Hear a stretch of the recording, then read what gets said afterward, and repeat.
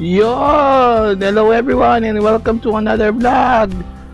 Okay, so eto na, nandito na si Dave. Inaayos na yung kanyang folding bed. At kita mo naman yung aso namin si Batman. Hindi nakatali. Ayan o. O kaya, curious siya, curious. Huwag ka maglalabati. Tatali kita mamaya, ha? Alang, mamaya. Ayan. So, simulan natin ang ating therapy for today with Dave. Okay. O yan o. Oh, hindi ko pa rin pala na itali. Okay. Hi, Bati. Yan ang aming aso. It's the one and only Digo Double G. Masaya siya dahil hindi siya naitali, di ba?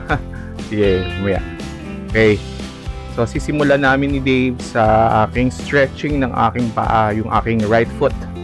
Kaya napansin kasi namin na kapag tumatayo ako, yung mga last therapy sessions, pag tumatayo ako, medyo nagka-curl yung paa ko, no? Yung nagka-curl ba? Yung ano ba tawag mo doon, dumadaan pa yung anak ko, di ba?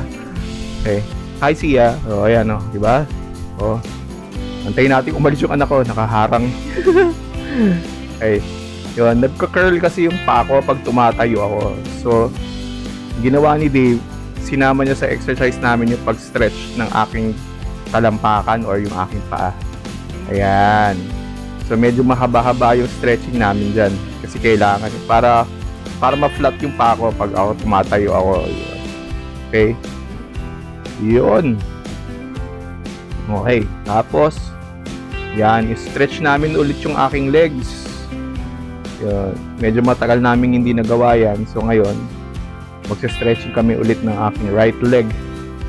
Yung stretching na yan, yan yung diba, naalala nyo dati, yung nagbibigay ng pressure sa aking hips. No?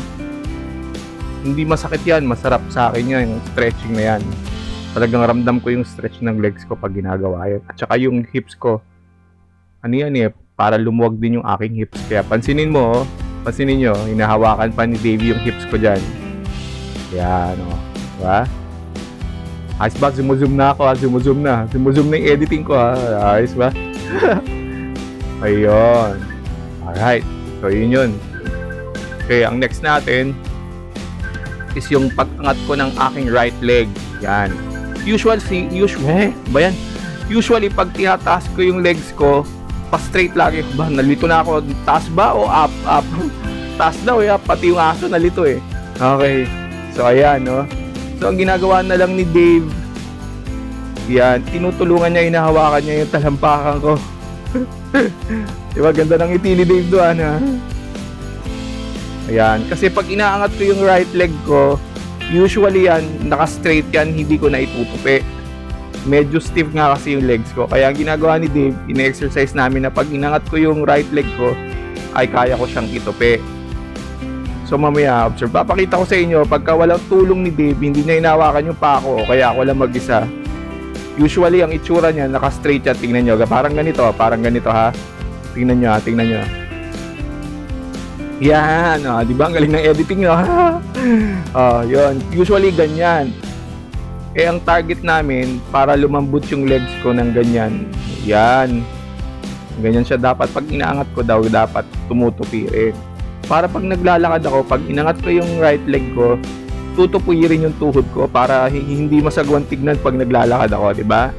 Kasi pag naka-straight lang yan, pangit tignan yung lakad ko. So, yun. Okay. Kaya namin ginagawa yun. Ayan.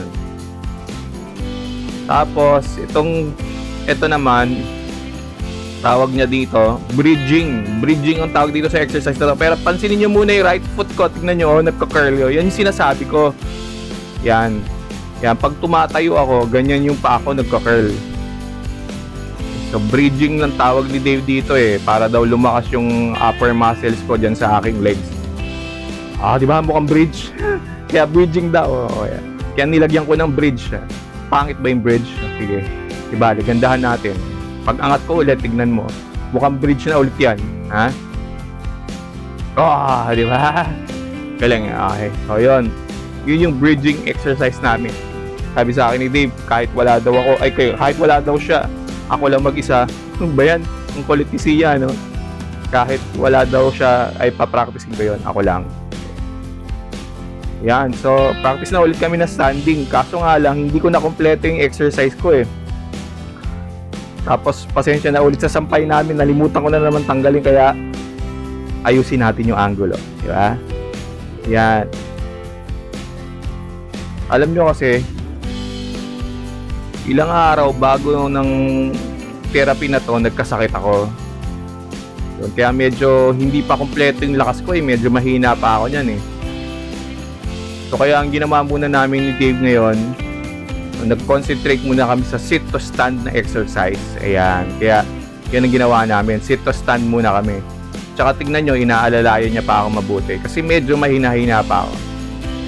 So, hindi muna namin tinuloy yung 10 minutes standing exercise ko. Ayan. Okay. So, by the way, bago tayo matapos gusto ko lang sana mag-thank you muna sa inyong lahat.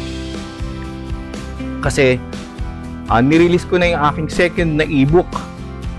Ayan. Kaya yung mga gusto pang umorder, ayan, yung aking ebook, no? So, yun. Tapos na. Titiklop na ko. Nalimutan ko palang itali si Bati Nep.